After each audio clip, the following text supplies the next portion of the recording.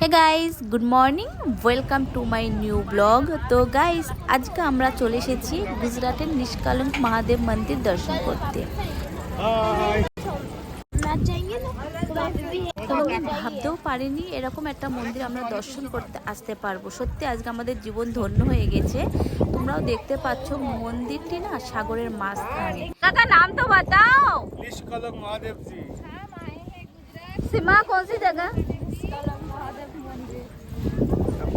প্রকৃতির অপরূপ সৌন্দর্য, মনে এত শান্তি শান্তি লাগছে কি বলবো।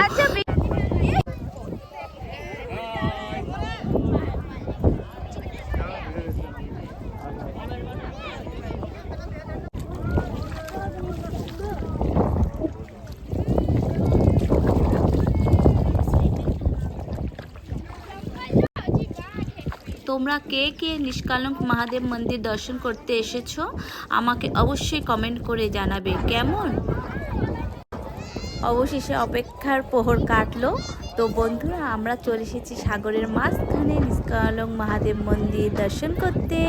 তো তোমরাও আমাদের সাথে মহাদেবজি দর্শন করো।